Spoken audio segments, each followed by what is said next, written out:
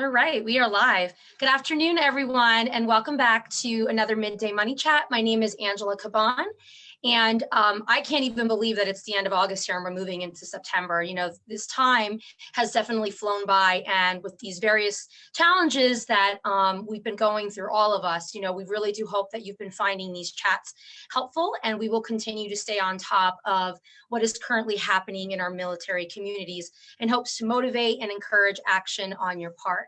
And this leads me into what we're going to be discussing today. We are going to be talking a little bit about how to prepare your finances for the emergency that's coming. And I know that sounds a little extreme. However, as military families, we know emergencies do happen. We don't know when or what they're going to be. However, it's important to have a plan for that emergency when it does arrive.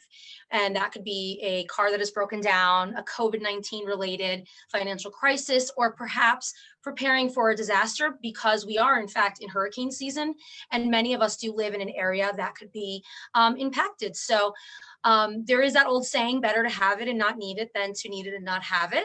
Or we could just say, just better to have it when we need it. And because we all know that there will be a time when we need to dip into our emergency savings, after all, that's what it's there for.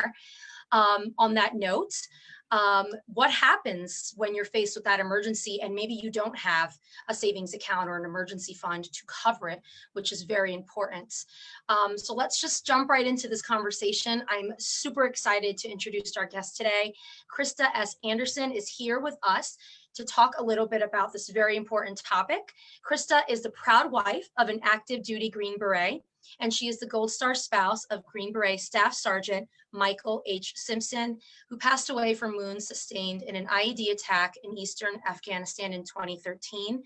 She is the mother of 2 boys and the co-founder of the Unquiet Professional, which was founded in 2013. And that is an organization that provides healthy and empowering opportunities to Gold Star and surviving families, veterans, and their families as well. Krista also serves as the Gold Star liaison and board member for the Green Beret Foundation. She is the military spouse ambassador for Army Emergency Relief, the vice president for Gold Star Sailing Foundation, and is a member of the United States Army's Survivor Advisory Working Group. And her mission is to help military families provide the tools to thrive in their ever-changing and challenging environments. And because of Krista's dedicated service to the military community, she was also recognized as the 2018 Armed Forces Insurance Military Spouse of the Year. Krista believes that tragedy does not need to end our story, but provides the opportunity to create a new chapter with greater purpose. And I absolutely love that, Krista. That's so beautifully said. Welcome to our Midday Money Chat, and how are you? I'm well, thank you. How are you? I'm good. You know, with all the madness of back to school, and hopefully you're doing well, and you know, you're getting everything together for the boys. It is definitely a marathon for sure. Every day, something new. We all know all the forms we have to fill out for school, and that's definitely looks different this year. So yeah. I do like to say, I feel like military spouses did kind of have an advantage when preparing, when all this was happening in March and everybody was kind of scrambling. And I feel like with the many challenges that life tends to throw our way, we were just a little bit prepared for that, you know, that shift in the adjustment. And it was also very nice to see everybody in the community kind of get together and help each other out. And I know you were a big part of all that online. So it's just another, you know, great advantage to being part of the military, you know, space. definitely, I think a lot of people turned on a dime and really were able to create new and innovative ways to get out there and connect with people. So Absolutely. Yeah. So I'm so happy that you're here today. We're going to have a really great chat. And I think our discussion today is crucial for both organizations, you know, for Army Emergency Relief and as well as Military Saves, because we really do support military families and veterans throughout everything. However, now with COVID-19, you know, it does throw a couple of different, you know, obstacles into the mix, as well as preparing for an emergency, because we really never know what, you know, is going to be ahead of us. And most importantly, I think what resources, are out there to cover for those emergencies when families just don't have, either a savings account or they had to use a savings for something else. And then they're working on replenishing that. So I'm hopeful that as we continue to have these conversations, and even with this conversation today, someone will see it and they'll be able to, or this conversation will be able to impact them in their life. So before diving in, because the military has a ton of acronyms and we say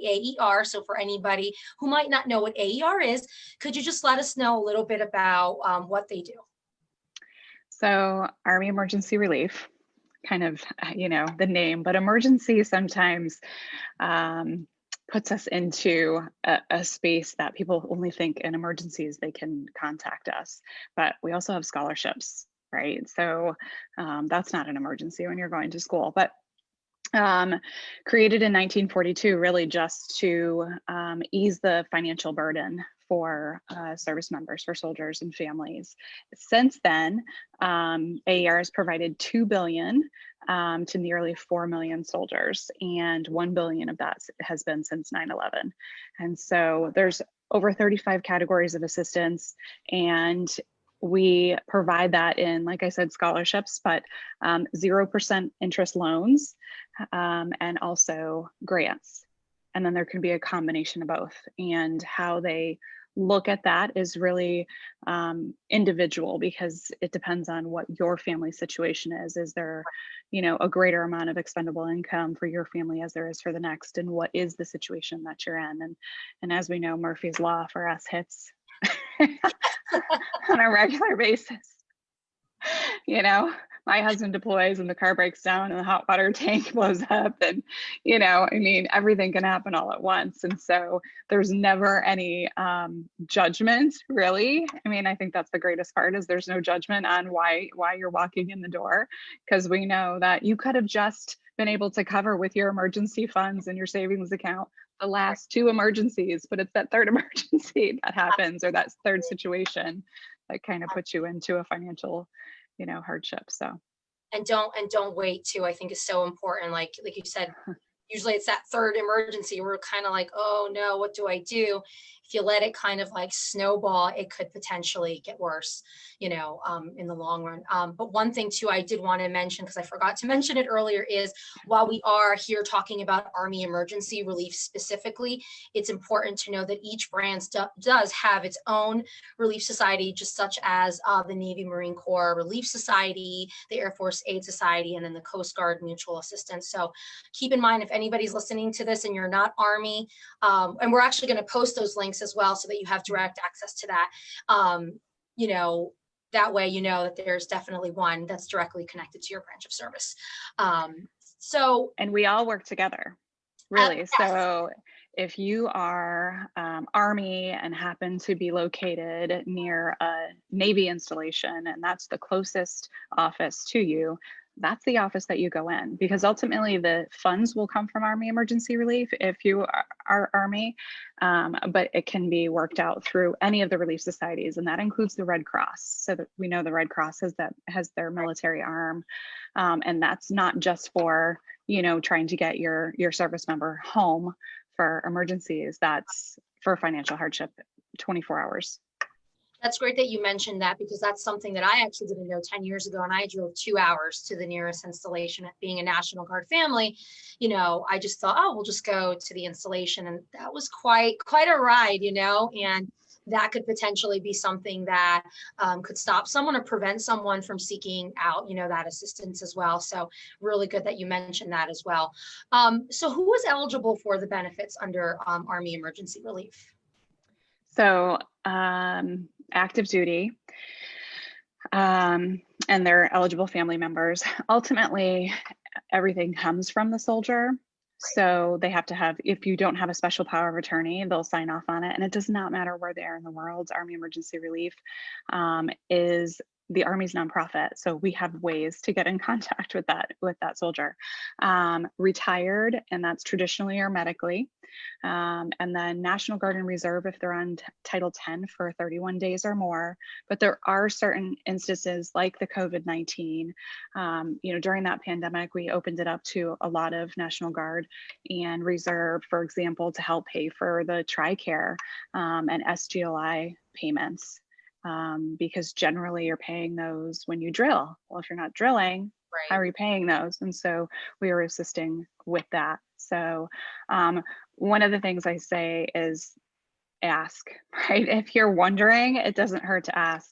And then Army Emergency Relief supports surviving dependents as well. So if you've lost your soldier in any way, the dependents of that service member can come in for assistance as well.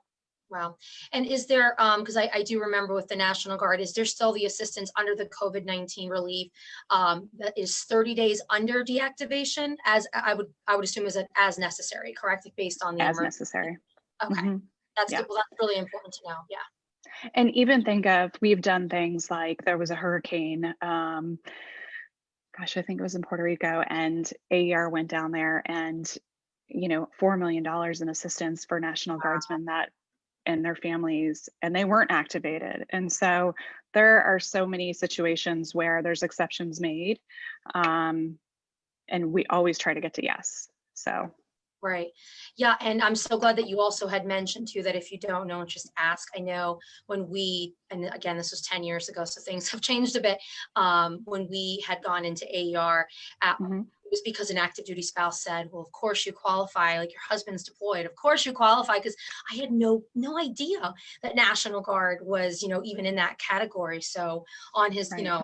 orders, we were able to go in and get the help that we needed. So it's very important to communicate that and the awareness, right, that it's there to help families, for sure. Right, definitely. So one thing, we've been working very closely with installations and just kind of getting feedback from different branches. And one of the things that they are saying is that the resources are underutilized. And I would assume this is kind of for many different reasons. I mean, is this true from what you're seeing, what you're hearing, and what do you think potentially the reason for that is, or some myths, that you've encountered in regards to using any of the society aid? I can say that that's definitely across the board with all relief societies. And so a couple of things that we've identified is, one, you're staying home, you're not traveling. And so less expenses. I mean, I can tell you that my family has so many, we've saved, I think we'll get to that in a little bit, but we've been able to save. But, you're not traveling, you don't have as many expenses, you're not, going to meet friends at Starbucks. I mean, you might be now, but, for a while, everybody was quarantined. And so there's less expenses. But I also think it was just the awareness aspect of the office locator online, and then being able to call that office, as opposed to, oh my goodness, AER offices are closed, so now I can't receive assistance if I need it. Some of the myths that we hear a lot are, they think that they're going to be reprimanded from their command if they can't manage their money. Right. And I mean, things happen. No, I mean, for my family, we PCS'd to DC area. Our mortgage tripled from Washington State, and we went from a house to a townhouse. So some of the furniture didn't fit, and we had to, do a lot of things. And then all of a sudden our rental property got broken into and vandalized. Oh, gosh. And so we were, juggling so much and and we have an emergency fund. Well, again, if you clear out of your emergency fund because of, unforeseen circumstances and expenses. And so making sure that they understand that commanders are not, you're not going to be in trouble if you're applying for Army emergency relief. And then I think a lot of people think you lose your clearance if you apply for a loan or a grant, and that is not the case at all. So hopefully we're able to set those straight. Army Emergency Relief is there to support soldiers and families, and all the aid societies are service members and families, to assist in any kind of financial hardship that they're, and to make sure that they are able to do their jobs, right? If there's financial hardship, you're stressed, family is stressed. And so we always say, and I know that in the Army, I don't know if the other branches say this, but, and I'm sure they do, it is financial readiness is very important for mission readiness. And that goes for the service member as well as the family, because even if the family, if you don't have that open dialogue with your children about money, they're still going to feel that stress. They're going to know something is wrong. And the little ones, they're smarter than we think they are, So I think it's so, like you said, it's so very important to know that that's what it was there for, to assist right. in those situations. And recently we saw, which is wonderful news when I see things like this, is USA donated $30 million to organizations assisting during COVID-19. And this includes all of the relief societies, which is so fantastic. Yeah. So the funds are there and they're waiting to help, which is so important. If you find yourself struggling, please reach out. And it's as simple as getting started online, which I just found out the other day that you can start the process, and chances are they probably do qualify and will get that assistance. But I know we tend to think there are others who might need it more than myself, so they might stop themselves from applying, right? Or just other different things, like you said, like maybe like a stigma or something negative that goes along with asking for help. So just a really great reminder that that's what the organization is there for, which gets us into our next question is, I know you had mentioned in the beginning about various grants that AER offers. So what are some benefits that AER offers that military families might not know about?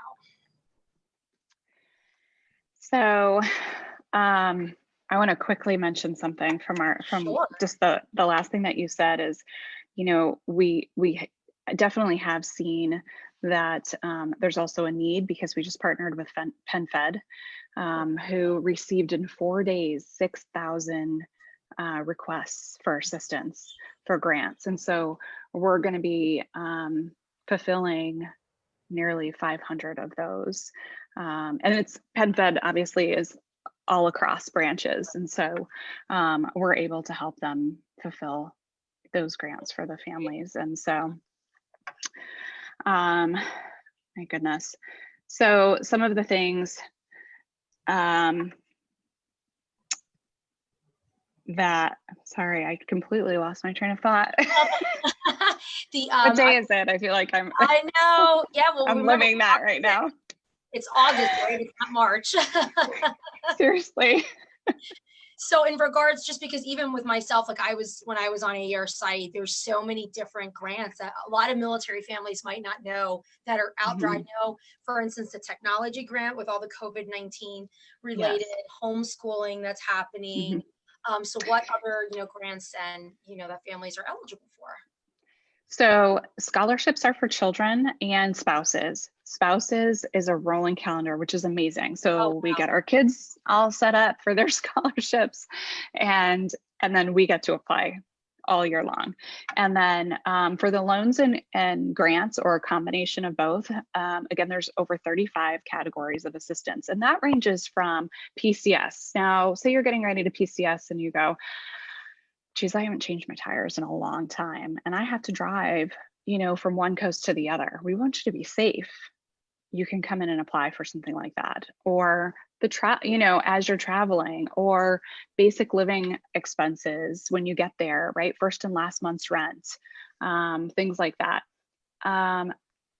Cranial helmets for children that may not be covered by TRICARE, or additional dental expenses. So we also have, of course, the new one that COVID has brought us is the homeschooling and remote learning. So that's not just due to you're doing virtual learning because of COVID. That's, you choose to homeschool now, right? That's your choice. And so they've changed it where we're offering the assistance, and it was a $500 cap. And now if it goes over 1,500, it will go to the headquarters for approval. And you can apply as many times as you need it. But if you traditionally homeschool your children and that's your choice, you can come to AER for assistance for that technology, for that software, for the pens and pencils and paper, whatever that is. And so that was a great change because they started to see a huge need as homeschooling families said, wait a minute, we've always homeschooled and we really could use them, because there are some states that don't provide assistance for that, Yeah. you know. And I love the spouse relicensing and recertification category. You know, within your first 180 days of PCSing, right? So you're a teacher and you're going from one state to the next, and the Army helps with that. But if there's additional expenses past what the Army is assisting you with, or what if it's $1,000 and you're like, I don't have $1,000 to pay up front, come to AER. We can give you a loan for what the Army will actually reimburse you for, and then look at whether it's a loan, a grant, a combination of both for the additional funds that you're going to need for that relicensing. So much. Yeah, I was going to say, it sounds like, and most importantly, it's not only for that emergency, like that really big emergency. There's so many other, ways that you can be supported financially if, I know just by looking on my Facebook page of all my friends that are homeschooling, and ones that have been doing it for a long time and ones that are just getting into it now. If you've got multiple kids, that is starting to really add up between, like you said, the technology, the laptops, the cameras, and just like the desks. Like I did a search the other day. People are selling out of student desks because of the abundance of, homes that are needing. It's like, do a Google search and you'll notice, wow, I can't find a student desk anywhere, and they're expensive, to have. Need to go to Moving with the Military, and I bet you she has a DIY that shows you how to make the desk. that is stuff that is so helpful, and we need to share that link. Maria Reed is like a genius when it comes to that. That is. And it's true, especially when you're reading a lot of the different requirements that the schools and the different grades are saying, well, each kid needs to have their own room and their own desk and their own space and the partition. And it's like, where it does start to add up. And there was actually, and I don't remember the article I was reading, but we're spending more than what we spent last year for sure. Like, I think it was more than half that parents were spending for kids to go back to school with the supplies. So yeah, I think that's just so wonderful to know that there is that, and it's there, I'm sure many people do use it, but like myself, I never knew that it was extended, to all homeschooling. So and you can't find Clorox wipes. That's my struggle right now. Oh, I know. To send in with that and tissue. Yeah, or the sanitizing hand ones. They put that on my daughter's back to school list, and I looked, I'm like, oh, that's so funny. That's so cute. I'm never going to be able to find those unless you want to go to Amazon and like spend $100, and I'm like, no. Yeah. Go wash your hands. Exactly. It's been so incredibly useful. This is, I think the more we talk about this and we share it with other military families, if you're watching this and maybe this doesn't apply to you, share it, because you might know a military family. They might not be talking about, the stress of those financial, or I should say the stress that finances is burdening them with, especially this time of year. And I think a lot of us aren't going to realize it until maybe like towards the end of September, like, wow, I just spent a lot of money, preparing either for back to school or whatever that emergency might have been. So something that I like to ask all our guests here on Midday Money Chat, something a little bit fun, is a savings tip, something that you do yourself and that's worked for you. So what is your favorite personal savings tip? I married my husband. That's the main one. He's incredible at it. So it's interesting because in April, we kind of gave ourselves a challenge, and we said, we're not going to order anything but essentials, right? Food. And I mean, obviously we saved a ton of money because we were getting 6 weeks to the gallon on the vehicles because we weren't driving anywhere but I will tell you that since the beginning of March, our family has been able to save nearly $10,000. Wow. And now we're a family that didn't have a loss of income, right? So that's completely different. But we've cut down on that. Once you stop ordering from Amazon, oh my goodness, it's so easy. Maybe delete the app off your phone. I don't know.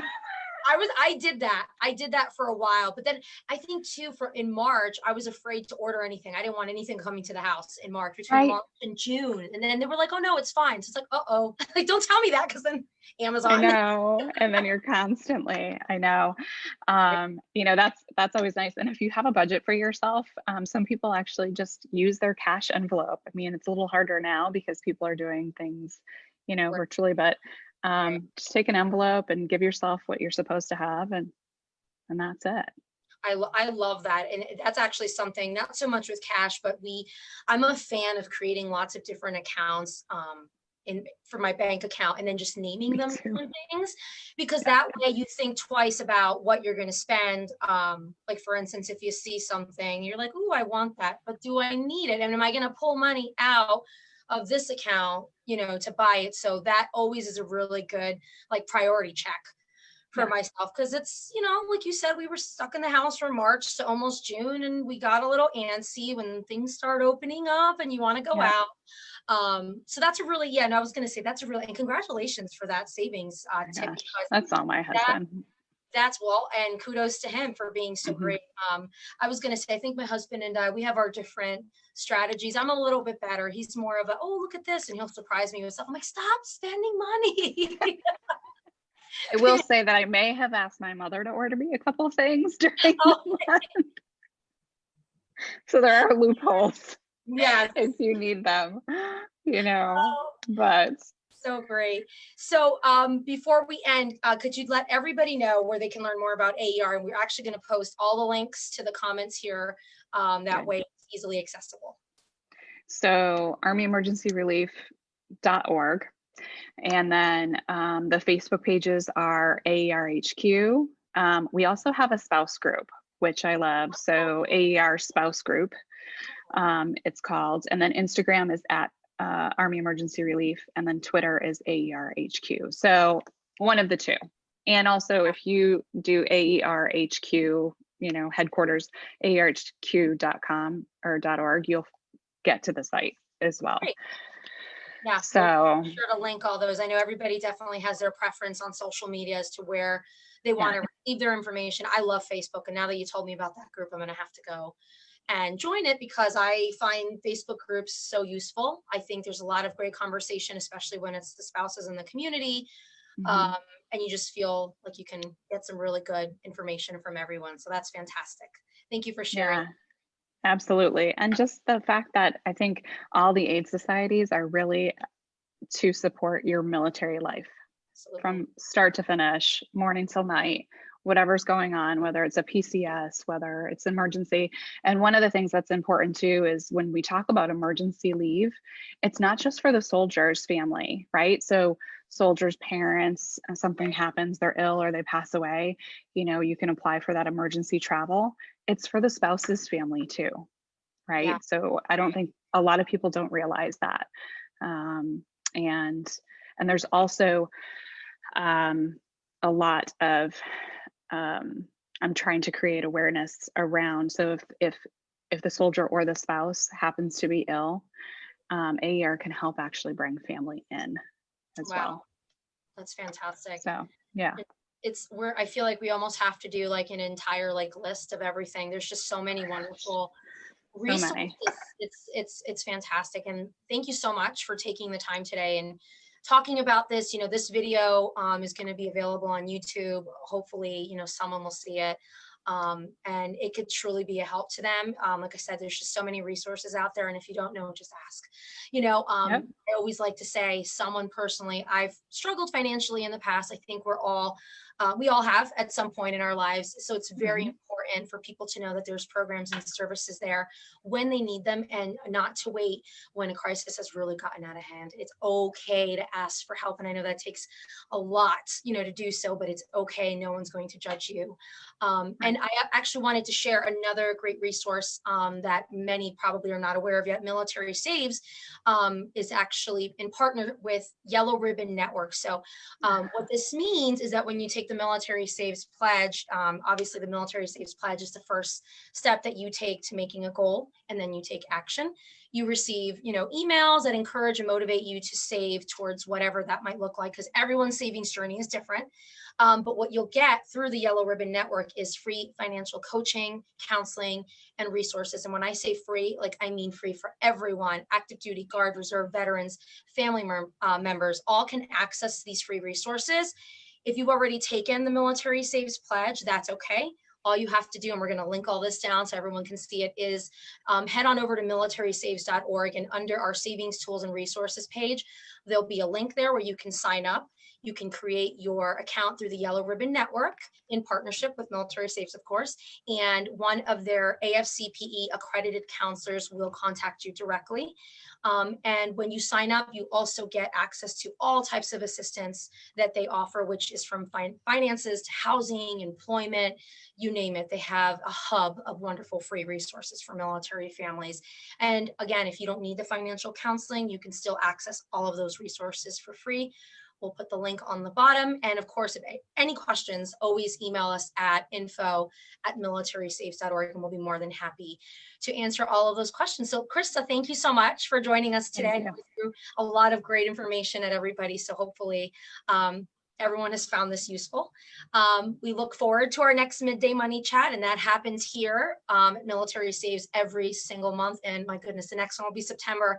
Thank you all for tuning in. Please stay safe and healthy, and we'll see you all soon.